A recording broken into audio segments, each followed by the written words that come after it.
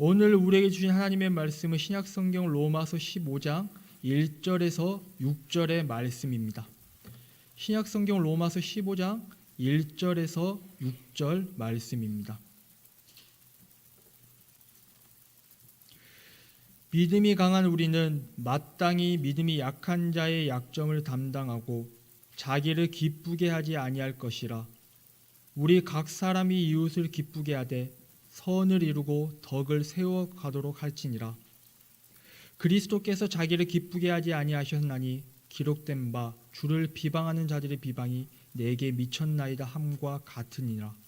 무엇이든지 전에 기록된 바는 우리의 교훈을 위하여 기록된 것이니 우리로 하여금 인내로 또는 성경의 위로로 소망을 가지게 함이니라. 이제 인내와 위로의 하나님이 너희로 그리스도 예수를 본받아 서로 뜻이 같게 하여 주사 한 마음과 한 입으로 하나님 곧 우리 주 예수 그리스도의 아버지께 영광을 돌리게 하려 하노라. 아멘. 이는 하나님의 말씀입니다. 하나님께 감사합니다. 오늘도 하나님의 놀라운 은혜와 평강이 거룩한 주일 하나님께 예배하기 위해 모인 우리 모든 성도들에게 함께 하시기를 간절히 소망합니다. 프랑스인들에게 많은 존경을 받는 한 인물이 있다고 합니다. 저도 굉장히 깊은 감명을 받은 인물인데요. 바로 피에르 신부가 그 인물입니다. 저는 피에르 신부가 했던 한 기도에 매우 큰 감명을 받고 그 기도는 많은 사람들에게 아주 큰 울림을 주는 기도이기도 합니다. 이 기도의 내용은 다음과 같습니다. 배고픈 자들에게는 빵을 주시고 빵을 가진 자들에게는 배고픔을 주십시오. 이 피에르 신부는 1912년 프랑스 리옹에서 부유한 상류층 가정의 아들로 태어났습니다. 그런데 19살이 되던 해에 자신이 가질 수 있는 모든 재산과 그런 상속들을 포기한 채 바로 이 카푸친 수도회에 들어갔다고 합니다.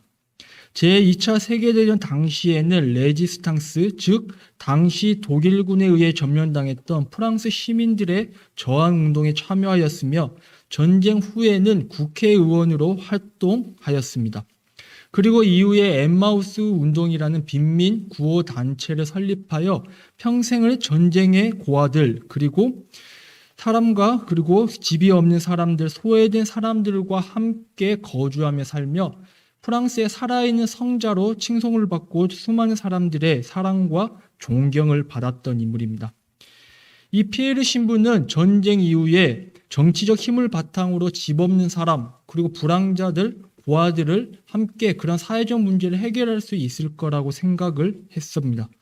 국회의원에 당선이 되어 활동을 하였지만 곧 한계를 인식하게 되었고 직접 그들 가운데 들어가 본격적으로 빈민 구호 운동을 펼치게 됩니다.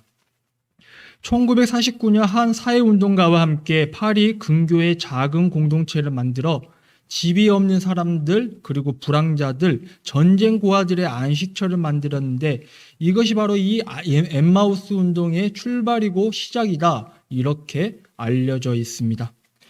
이 피에르 신부가 했던 말 중에 가장 가치 있는 인생의 활용법이 무엇이냐면 이웃을 자기 몸처럼 사랑하는 것이며 그 사랑은 그들에게 가까이 다가가 그들과 하나가 되고 함께 나누고 서로의 말에 귀를 기울이고 서로 부추기는 것이다 라고 이야기를 합니다. 제가 방금 말씀드렸던 배고픈 자들에게는 빵을 주시고 빵을 가진 자들에게는 배고픔을 주십시오라고 했던 이 피에르 신부의 기도는 배고픔의 고통을 온전하게 이해할 때 온전한 사랑이 실천될 수 있음을 보여주고 있습니다. 그리고 이 온전한 사랑을 몸으로 실천하려고 부단히 애를 쓸 때 사랑하는 것이 얼마나 좋은지 그리고 그것을 맛볼 수 있다면 이미 사랑 그 자체이고 진리의 말씀이 되신 하나님을 이미 맛보아 알지어다 이렇게 이야기를 하고 있습니다. 사랑의 기쁨을 맛본 사람, 다른 이들을 돌보기 위해 자기의 것을 내놓고 그들과 함께 공유하며 살아갔던 사람들, 이 모든 사람들은 이미 하나님을 맛본 사람일 것이다라는 겁니다. 우리는 하나님이 누구신지 너무나도 알고 싶습니다. 그렇기 때문에 신학을 공부했던 사람들에게도 물어보기도 하고 자기 혼자 스스로 책을 읽기도 하고 연구를 하며 하나님이 도대체 누구인지 그리고 하나님이 우리한테 어떠한 의미가 있는지 많이 궁금하기 때문에 스스로 연구를 하고 탐구하는 모습들을 보이기도 합니다. 그런데 이 피에르 신부의 말을 빗대어 제가 말씀드리면 매우 간단하고 명쾌하게 이야기를 하고 있습니다. 위대한 신학자가 하나님을 잘 아는 것이 아니라 사랑을 위해 땀을 흘려본 사람들이 하나님에 대해 더 깊이 알고 하나님과 함께 살아갈 수 있다는 것을 이야기를 하고 있습니다. 사랑하는 성도 여러분, 성도는 이 사랑의 땀 흘림을 위해 부름받은 사람들이고 그리고 교회는 이 사랑의 수고를 위해 헌신하고 자기의 것들을 내어놓으며 다른 사람들을 사랑으로 품어주는 사랑의 수고와 믿음에 열심히 있는 사람들의 공동체가 저와 여러분들이 섬기고 있는 교회이다. 이렇게 말씀을 드리고 싶습니다. 교회를 교회되게 만드는 사람은 무언가를 많이 알고 많이 가진 자가 아니라 오히려 사랑을 진심으로 할 줄 아는 사람일 것입니다. 그렇기에 교회에 가장 필요하며 필수적으로 갖춰야 될 덕목은 이 사랑이고 사랑을 꽃피우는 일일 것입니다. 그런 면에서 오늘 로마서를 썼던 이 사도 바울의 놀라운 고백은 우리가 정말 경청을 하고 귀를 기울여 들어야 될 말씀인 것입니다. 오늘 말씀에서 사도 바울은 우리들에게 이렇게 권면을 하고 있습니다. 믿음이 강한 자들은 믿음이 약한 자들의 연약함을 짊어지어야 한다고 이야기를 합니다. 이것이 신앙 공동체를 만들어가는데 매우 중요한 태도이고 삶의 자세일 겁니다. 어디에서나 강한 자와 약한 자는 있습니다. 그런데 이 공동체의 협력과 공동체를 올바르게 만들어가기 위해 가장 필요한 것은 강한 자의 협력과 그들의 헌신이 필요하다는 겁니다. 그들은 보다 큰 힘과 더불어 큰 책임을 분명히 가지고 있기 때문입니다. 사도 바울은 우리에게 분명히 권면합니다. 믿음이 강한 사람은 마땅히 믿음이 연약한 자의 약점을 감당하라고 말하고 있습니다. 이것은 약한 자의 약점을 들추어내거나 비판하지 않고 관용할 뿐만 아니라 약한 자를 도와주고 그리고 약한 자를 지원해야 한다는 말씀입니다. 이게 믿음의 공동체가 가져야 될 가장 큰 덕목임을 기억하셔야 됩니다. 강한 자가 이 약한 자의 짐을 덜어주고 같이 지어주는 공동체, 그 공동체는 어떠한 공동체보다 힘이 더 있고 정말 아름다울 수밖에 없는 공동체입니다. 형제의 약함을 들춰내고 비웃고 따돌리고 무시하지 않고 오히려 사랑으로 그들을 권면하고 사랑으로 일으켜 세우고 사랑으로 그 연약함을 우리가 함께 나누라는 말씀입니다. 이와 비슷한 이야기를 사도 바울은 갈라디아서 6장 2절의 말씀에 다음과 같이 고백하고 있습니다. 너희가 짐을 서로 지라 그리하여 그리스도의 법을 성취하라. 이 사도 바울의 고백을 우리는 굉장히 진지하게 들으셔야 됩니다. 서로 짐을 지는 공동체, 교회는 이런 공동체가 되기 위해 부단히 애를 써야 되며 그리고 사랑의 수고와 땀을 흘릴 줄 알아야 된다는 겁니다. 다른 성도의 무거운 짐을 모른 척하는 것이 아니라 다른 성도의 무거운 짐을 내가 지고 함께 나아가는 겁니다. 이것이 성도의 마땅한 책임입니다. 나의 기준에 맞지 않다고 하여 다른 사람을 배제하고 무시하는 것은 그리스도인들이 가져야 될 올바른 책임과 책무가 아니라는 겁니다. 교회는 그들의 약함까지도 거둘 줄 알아야 된다는 겁니다. 그리고 아울러 이 믿음의 강한 자의 태도, 믿음이 강한 자들이 가져야 될 이 약한 자에 대한 책임이 무엇보다 중요한 원리가 되는 까닭이 따로 있습니다. 왜 그런가 하면 믿음이 강한 자들 또한 그들의 은혜가 아니라 그들의 공로나 그들이 무언가를 잘해서가 아니라 하나님의 전적인 은혜 때문에 그들이 믿음이 세워지고 강하게 되었기 때문입니다. 저와 여러분들 그리고 주님의 몸된 교회의 성도들은 모두 다 이미 빚진 자임을 기억하셔야 됩니다. 바울은 이미 로마서를 시작하면서 로마서 1장에 성도들은 그리고 믿는 자들은 모두 다 주님의 은혜에 빚진 자다 이렇게 선언을 하고 시작을 하고 있습니다. 왜냐하면 모든 성도는 그리스도께 갚을 길이 없는 사랑을 이미 빚진 자들이기 때문입니다. 이 은혜를 기억한다면 우리의 잘남도, 우리의 공로도 아닌 우리가 믿음을 갖게 된 것, 우리의 모든 이 믿음의 태도는 전적인 하나님의 은혜임을 저절로 고백할 수밖에 없다는 이야기입니다. 그렇기 때문에 우리의 공로 때문이 아니기에 결코 약한 자를 소홀히 한 실수를 저지를 수가 없다는 이야기입니다. 그리고 사도 바울은 여기에 한 발 더 나아가 중요한 신앙의 태도를 한 가지 더 붙여서 이야기를 합니다. 1절 끝부분에 보면 이렇게 고백을 합니다. 자기를 기쁘게 하지 아니할 것이라. 성도는 자기를 기쁘게 하는 사람이 결코 아니라고 이야기를 하고 있습니다. 그리고 2절 말씀도 한번 주목을 해보았으면 합니다. 우리 각 사람이 이웃을 기쁘게 하되 선을 이루고 덕을 세우도록 할지니라. 성도는 자기의 기쁨이 아니라 정말 이웃의 기쁨을 내 기쁨처럼 알고 함께 그 기쁨을 함께 나누고 그 기쁨을 함께 세워가는 사람들이 믿음의 성도라는 겁니다. 자기를 기쁘게 하는 것은 무슨 선택을 하든지 간에 그 안에 알게 모르게 자신의 욕심과 욕망이 그 안에 자리 잡고 있는 것입니다. 그런데 성도는 이웃을 기쁘게 하는 사람들이라고 이야기를 하고 있습니다. 이것이 바로 우리 공동체가 나아가야 할 또 다른 중요한 방향입니다. 자기를 기쁘게 하기보다 형제의 기쁨을 그리고 이웃의 기쁨을 가족과 공동체에 속한 사람들을 기쁘게 해 나아가야 한다는 겁니다. 사람은 결코 혼자서 아무것도 할 수 없는 존재임을 우리의 인생을 통해 너무나도 잘 알고 있습니다. 신앙 또한 마찬가지죠. 신앙은 함께 가야지 의미가 있고 그게 하나님이 이 땅 가운데 인간을 만드신 창조 질서와 너무나도 부합하는 겁니다. 그렇기 때문에 늘 우리는 우리 주변을 돌아보아야 합니다. 주변을 돌아보고 연약한 자들은 없는지 늘 주변의 눈과 귀를 기울여야 합니다. 왜 그런가 하면 우리는 다른 존재들이 아닌 이웃을 내 몸처럼 기뻐하는 존재들이기 때문입니다.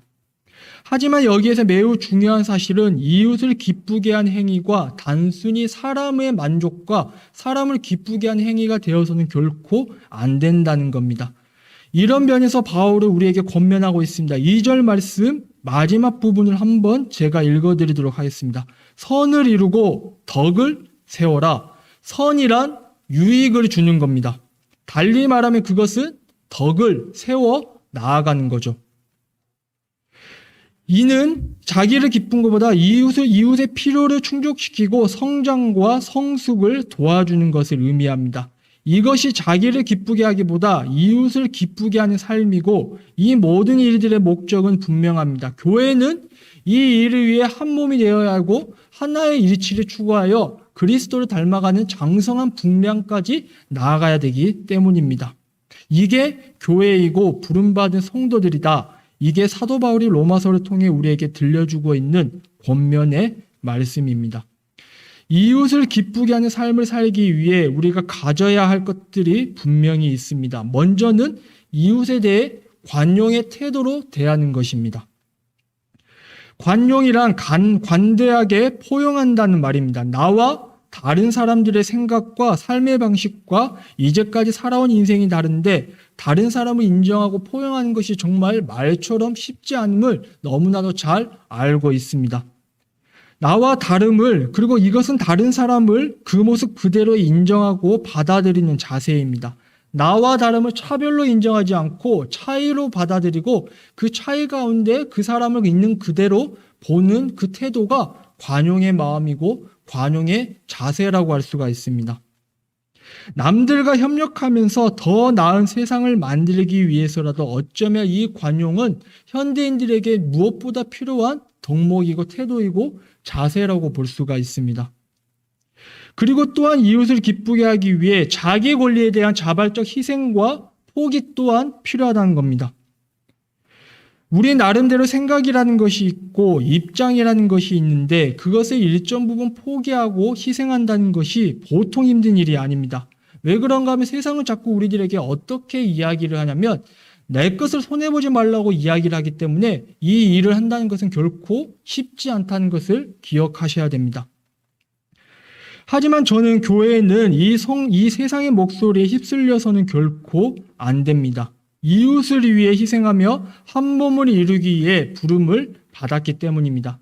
저는 사랑이란 오늘 말씀을 묵상하며 사랑이란 어떤 것인가, 좋은 몫을 다른 사람들을 위해 남겨두는 것이 사랑이라고 말씀드리고 싶습니다. 자기가 할 것들 그리고 자기 몫을 다 챙긴 다음에 남은 몫을 남겨두는 것이 아니라 먼저 좋은 몫을 남겨두는 것이 사랑입니다. 이와 같은 관용과 자기 희생과 포기, 이 두 가지 삶의 태도는 이웃을 기쁘게 하기 위해 너무나도 갖춰야 될 삶의 태도라고 볼 수가 있습니다. 하지만 우리는 너무나 잘 알지요. 이렇게 하기가 너무나도 어렵고 쉽지 않다는 것을 잘 알고 있습니다. 그럼에도 불구하고 이 일을 감당하라고 합니다. 왜 그래야 할까? 그 대답은 매우 간단하고 단순합니다. 우리가 믿고 고백하는 예수님이 그렇게 살아가셨기 때문입니다. 예수님을 믿는다는 것은 예수님을 닮고 싶다는 고백이기도 합니다. 그래서 15장 3절의 말씀은 우리에게 이렇게 이야기합니다. 그리스도께서 자기를 기쁘게 하지 아니하셨나니, 그리스도께서 자기를 기쁘게 하기보다 오히려 다른 이들을 살리기 위해, 그들에게 생명을 주시기 위해 자기를 자발적으로 희생하고 포기하고 구원의 역사를 이루어 가신 분이 저와 여러분들이 고백하는 믿는 자들의 고백, 그리스도 예수라는 겁니다. 그리스도의 삶을 보다 보면 영광에서 고난으로, 그리고 이 고난을 통과하여 다시 영광의 길로 올라가셨습니다. 그리고 이 모든 일의 중심에는 자신의 영광이 아닌 하나님께 영광을 돌리고, 그리고 자기를 기쁘게 하기보다 하나님을 기쁘게 하는 그 신앙의 태도와 믿음의 태도가 예수님의 마음 가운데는 담겨져 있었기 때문입니다. 그렇기 때문에 사도 바울은 우리에게 마지막으로 중요한 권면을 우리에게 들려주고 있습니다. 그게 바로 오늘 우리가 읽은 말씀 5절의 말씀입니다. 그리스도 예수를 본받으라고 권면합니다. 그리고 이어서 우리에게 말씀하시기를 우리가 예수 그리스도를 본받음으로 같은 뜻을 품고 한 마음과 한 입으로 하나님께 영광 돌려야 함을 이야기하고 있습니다. 이것은 매우 중요한 이야기입니다. 우리는 같은 뜻을 품고 한 마음과 한 뜻으로 무언가를 해야 되는데 그 기준이 되고 판단이 되는 게 다른 게 아니라 그리스도 예수를 본받는 게 판단이 되고 기준이 되어야 한다고 권면하고 있는 것입니다. 모든 교회는 이와 같은 하나됨을 추구하여야 합니다. 모든 차이를 넘어 성도들의 화평을 추구하고 선을 행하고 덕을 세우는 일을 하려면 그 기준이 있어야 합니다. 그게 바로 그리스도 예수를 본받는 길입니다. 그 교회가 가장 건강한 교회고 그 믿음이 있는 성도가 이 세상을 아름답게 하고 교회를 더욱더 아름답게 만들어 갈 수 있는 것입니다. 우리 모든 그리스도 예수 안의 형제 자매입니다. 이 형제 자매들이 모여 신앙 공동체를 만들어 가는데 가장 중요한 기준은 그리스도 예수를 본받는 것이 가장 중요한 겁니다. 함께 예수님을 알아가고 함께 예수님을 마음의 중심을 놓고 기도하고 함께 예수님을 닮아가려고 부단히 애를 쓰는 가운데 우리에게 하나님께서 믿음을 부어주시고 그리스도 예수를 본받는 그 여정 가운데 하나님께서 영광을 받아주시기 때문입니다. 그런데 단지 제가 그리스도 예수를 본받으십시다라고 한다면 뜬구름 잡는 소리가 될 수 있기 때문에 그리스도 예수의 어떤 점을 본받아야 되는지 제가 말씀을 통해 살펴보려고 합니다. 우리가 그리스도 예수를 본받는데 그 일에 있어 방향과 목적을 잘 잡아야 하는데 그렇지 못한다면 전혀 원뚱한 방향으로 흘러가고 그 방향으로 나아갈 위험이 늘 있기 때문입니다. 누군가는 이야기합니다. 그리스도 예수를 본받자고 하면 예수님의 성품을 담자고 이야기합니다. 그리고 또 누군가는 예수님의 열정을 담자고 하고요. 또 어떤 누군가는 예수님의 사랑과 희생을 닮아야 된다고 이야기를 할지도 모릅니다. 하지만 저는 오늘 사도 바울이 바라보았던 그리스도 예수를 무엇을 닮아야 하는지에 대해 말씀을 드리고자 합니다. 바울은 매우 유명한 말을 고린도전서 11장에 다음과 같이 이야기를 합니다. 내가 그리스도를 본받는 자가 된 것 같이 너희는 나를 본받는 자가 되라. 사도 바울은 그리스도를 자신이 본받았다고 고백을 하고 따라서 나를 본받는 사람은 곧 그리스도 예수를 본받는 길이다. 이렇게 이야기를 하고 있습니다. 그러면 우리는 여기에서 의문이 들죠. 사도 바울은 그리스도 예수의 무엇을 본받았다는 겁니까? 우리는 여기에 대해 깊은 성찰과 깊은 깨달음을 알아야 됩니다. 여기에 대한 해답을 빌립보서 3장 10절에 나오는 바울의 고백을 통해 우리는 알 수가 있습니다. 제가 천천히 읽어드리겠습니다. 내가 그리스도와 그 부활의 권능과 그 고난의 참여함을 알고자 하여 그의 죽으심을 본받아. 매우 놀라운 고백이죠. 사도 바울이 지금 무엇을 본받느냐고 이야기를 하고 있냐면 그리스도의 죽으심을 본받는다고 이야기를 하고 있습니다. 성경은 분명히 이야기하고 있습니다. 사도 바울이 그리스도를 본받았다고 할 때에는 다른 어떤 것을 본받는 것이 아니라 먼저 그리스도의 죽으심을 본받았다고 이야기를 하고 있는 것입니다. 그러면서 그분의 그 그리스도의 죽으심을 본받는 것은 그분의 십자가를 본받았다고 말하고 있는 것입니다. 그럼으로써 내가 그리스도 예수 안에 있는 사람이다라고 이야기하는 것은 바로 사도 바울입니다. 내가 죽고 내 안에 그리스도가 다시 살아나는 일이 가능할 때 우리가 그리스도 예수를 본받을 수 있다. 이게 사도 바울이 우리에게 들려주고 있는 권면의 말씀인 것입니다. 그리스도 예수의 죽음은 단순한 죽음이 아닙니다. 십자가 위에서의 죽음입니다. 즉, 이 죽음은 예수님께서 우리를 위해 죽으셨던 그 죽음입니다. 예수님의 죽음을 이해하기 위해 우리는 무엇보다 예수님의 삶과 행동을 이해하셔야 됩니다. 예수님의 삶은 모든 사람을 향한 하나님의 사랑을 전적으로 드러내셨던 게 예수님의 모습이었고 예수님의 행동이고 예수님의 삶의 태도였던 것입니다. 여기에 대한 사도 바울의 고백이 로마서 5장 8절의 말씀은 우리에게 분명하게 들려주고 있습니다. 우리가 아직 죄인 되었을 때에 그리스도께서 우리를 위하여 죽으심으로 하나님께서 우리에 대한 자기의 사랑을 확증하셨느니라. 예수님의 죽음은 우리를 향한 하나님의 사랑을 드러내기 위한 수단이고 길이고 통로가 되었다고 이야기를 하고 있습니다. 그렇기 때문에 예수님의 죽음을 이해하기 위해 우리는 이 죽음이 담고 있는 그 의미와 우리를 향한 하나님의 사랑을 깨닫고 이해하여야 됩니다. 단순히 예수님이 이 땅에 오셔서 우리를 위해 죽으셨다는 그런 정형화된 틀로만 이해하는 것이 아니라 그 예수님이 죽음이 상징하고 있는 그 십자가를 올바르게 깨닫고 바라보아야 한다는 겁니다.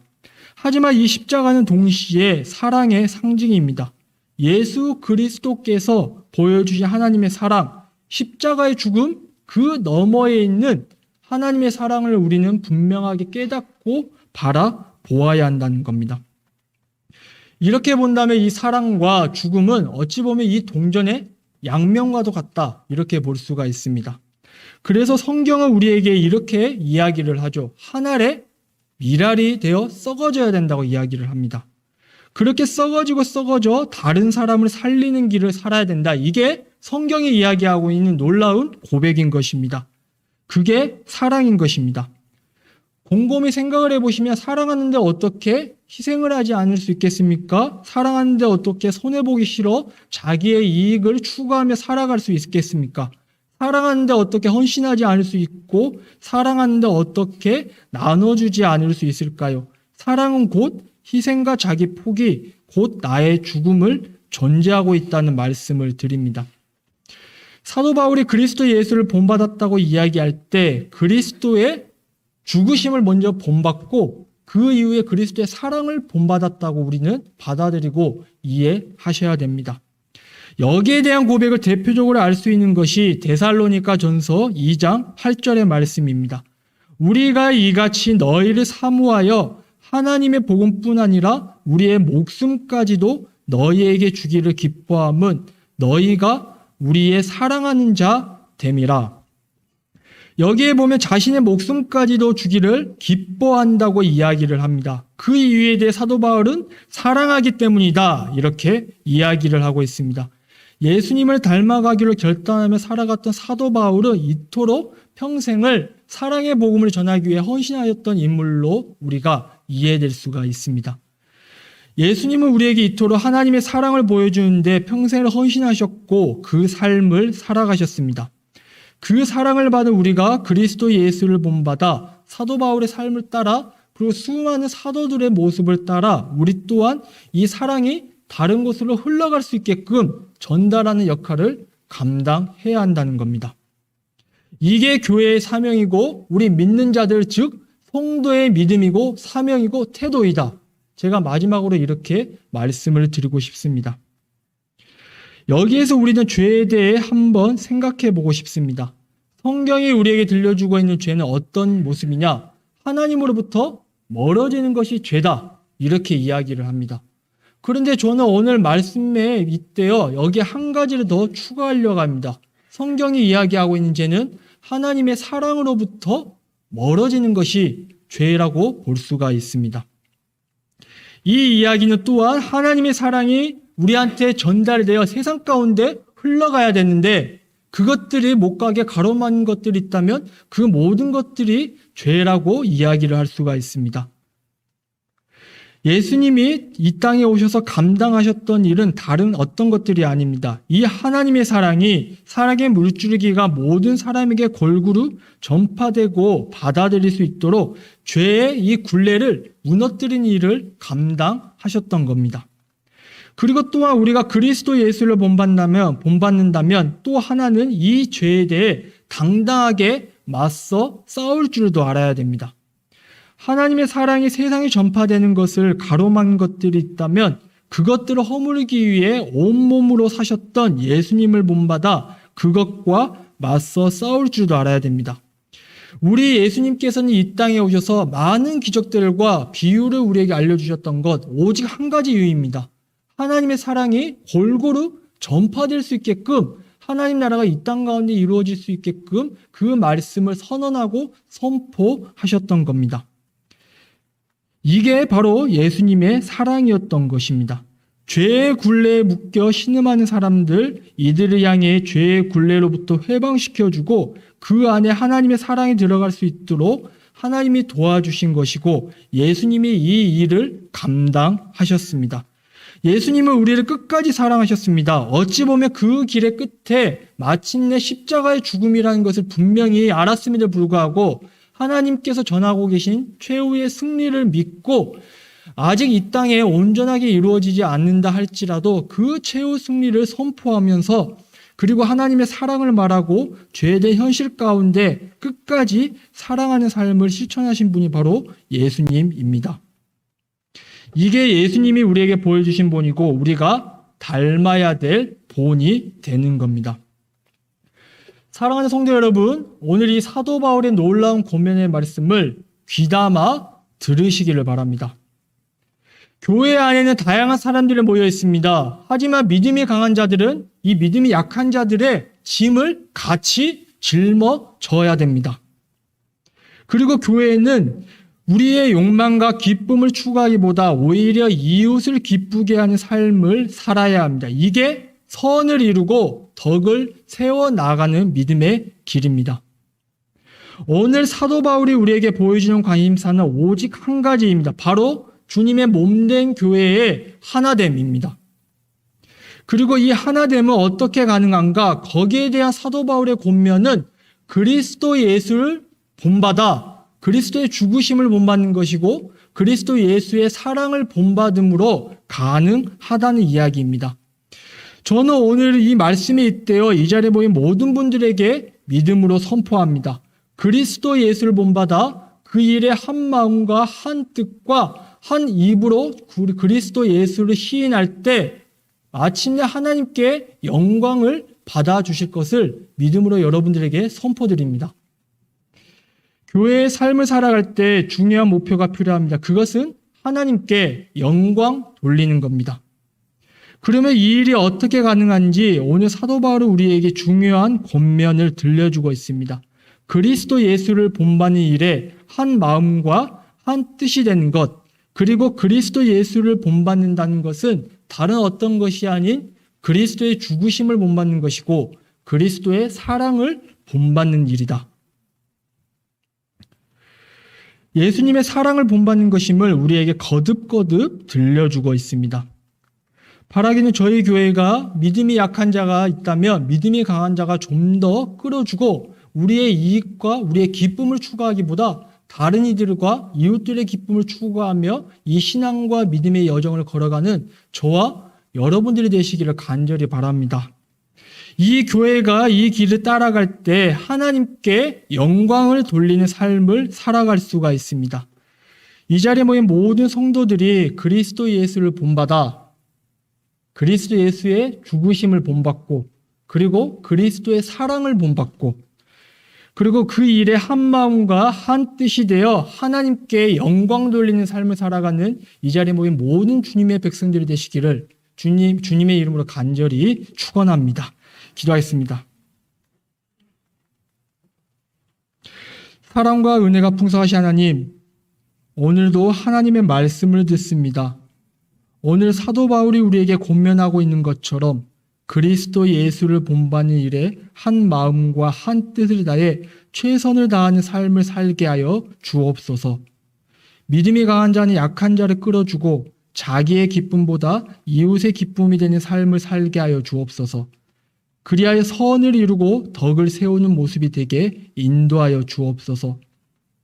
하나님께 영광 돌리는 거룩한 교회, 믿음의 성도가 다른 어떤 교회보다 저희 이 교회를 통해 아름다운 공동체를 만들어 가게끔 저희들의 발걸음과 저희들의 생각과 저희들의 믿음을 주장하여 주옵소서. 이 모든 말씀 우리 주 예수 그리스도의 이름으로 기도드립니다.